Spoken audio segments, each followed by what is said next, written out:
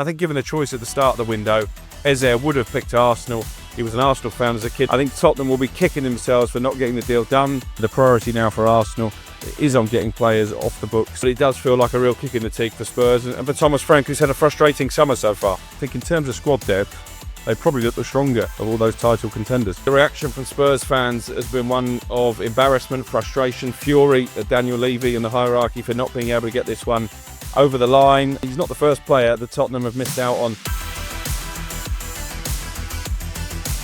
Hello, I'm Angelina Kelly and welcome to The Window, talkSPORT's daily video transfer update and your go-to guide for all of the biggest football moves. Coming up, we will be getting the lowdown on Tottenham losing out on Eberechi Eze to Arsenal. And joining me today to discuss it is talkSPORT's chief football correspondent, Alex Crook. Crookie, great to speak to you. Now, you were hard at work yesterday reporting on this amazing story of Eberechi Eze. It seemed like he was on his way to Tottenham Hotspur. However, Arsenal have completely hijacked the deal and we're expecting for his moves to be formalised later this week. Can you take us through the timeline of this deal in terms of Arsenal making contact months ago, everything going quiet, Spurs then coming in, and now this? Well, I was actually working hard on the golf course when the news came through that Arsenal had effectively hijacked Eze's move to Tottenham. It's not a massive surprise that Arsenal have come back in. We reported way back in June that Eze was a top target this summer. Then that interest seemed to go quiet, partly I think because they see Eze as more of a number 10 than they do as a left-sided player. Obviously they've got Martin Odegaard, their captain. Ethan Nwaneri has been promised minutes in the number 10 as well. And they had Kai Havertz, who obviously isn't going to play up front because they've got Victor Gyökeres. So I think he's seen as a number 10 as well. But really it was this knee injury that Havertz has picked up, that we understand is going to keep him on the sidelines for several weeks, that has forced Arsenal into action. I think Tottenham will be kicking themselves for not getting the deal done over the weekend. It looked close when I left the Tottenham Hotspur Stadium on Saturday. There was a suggestion then that Eberechi Eze wouldn't play for Palace the next day. He did, and obviously Arsenal have seized the opportunity. £60 million the fee agreed, £7.5 million in add-ons. That is a record sale for Crystal Palace. I think given a choice at the start of the window, Eze would have picked Arsenal. He was an Arsenal fan as a kid. He was on their books as a youngster. But it does feel like a real kick in the teeth for Spurs and for Thomas Frank, who's had a frustrating summer so far. You mentioned Kai Havertz there and his injury may be forcing Arsenal's hand. Does this mean that they might use him as a false nine? Do you think that's where he'll play? Yeah, potentially. Although obviously once Havertz is fit, I think it probably will be more like Eze is competing with those I've mentioned, Odegaard and Nwaneri. He can play off the left-hand side as well, as we've seen for Palace and for England, so he's another option alongside Gabriel Martinelli and Leandro Trossard, who signed their new contract. What I think this does do, and I don't expect Arsenal to make any more incomings now, they're trying to trim the squad with the likes of Jakob Kiwior attracting interest from abroad and maybe Palace as well. Reiss Nelson could well end up at Fulham, but it gives them two players in every position. I think in terms of squad depth, they probably look the stronger of all those title contenders. So it's going to be important that some Arsenal players have to depart now. Yeah, that was very much the message when I spoke to Mikel Arteta at Old Trafford on Sunday. I said, how's your business looking ahead of the deadline? And he said, look, we've got a lot of players in. We do need to trim the squad. You've got those players that I've mentioned already in Jakob Kiwior and Reiss Nelson. Alexander Zinchenko, I think, has publicly expressed his frustration at a lack of minutes. So he's one that they could be open to offers for as well. And then there's Gabriel Jesus, almost a forgotten man because he's been out injured for so long. So I think, yeah, the priority now for Arsenal is on getting players off the books, and I would expect that to happen in the coming days. I mean, for Spurs, this is pretty embarrassing to lose out on a player to your North London rivals.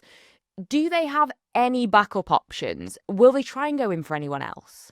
Well, certainly the reaction from Spurs fans has been one of embarrassment, frustration, fury at Daniel Levy and the hierarchy for not being able to get this one over the line. And he's not the first player that Tottenham have missed out on over the course of the summer. Still just the two additions so far in João Palhinha and Mohamed Kudus. And clearly they need more because Ange Postecoglou told us in Bilbao after Tottenham won that Europa League final against Manchester United, the squad wasn't deep enough to compete on two fronts, and they've got the Champions League campaign starting next month as well. I think there are backup options. You wonder if they might pivot now to Bilal El Khanous, a player that Palace are eyeing actually to replace Eberechi Eze. Leeds looking at him as well.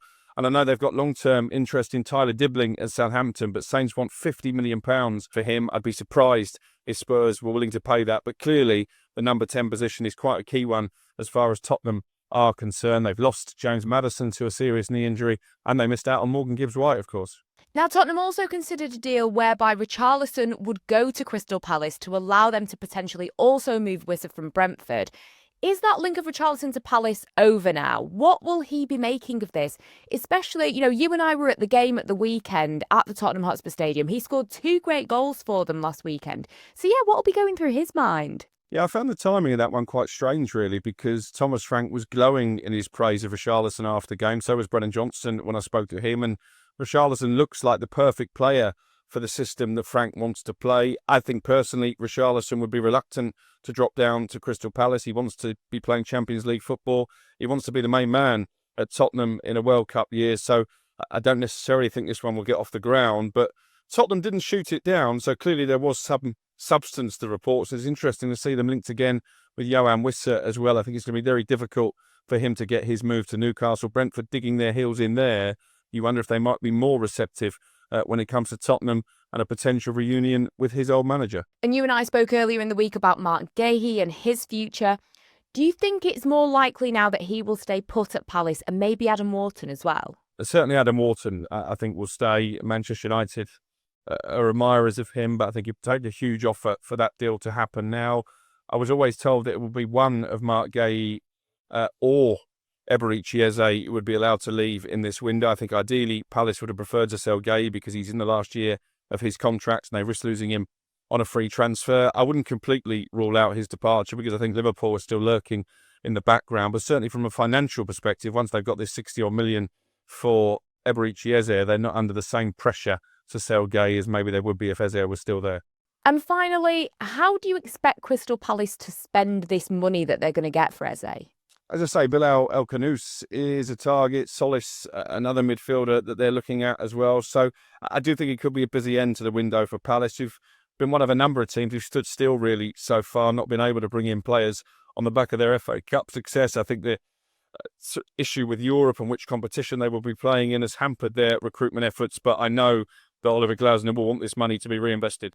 Well, there you have it, Crookie. Thank you so much for joining me. Remember, the window will be back tomorrow to keep you up to date with the latest rumours, done deals and everything in between. But in the meantime, don't forget, you can also stay up to date with transfer news via Alex Crook's transfer notebook on the website talksport.com. The window is in association with our own bookie, TalkSport Bet. Download the app or head to talksportbet.com if you want to get involved. 18 plus T's and C's apply. BeGambleAware.org.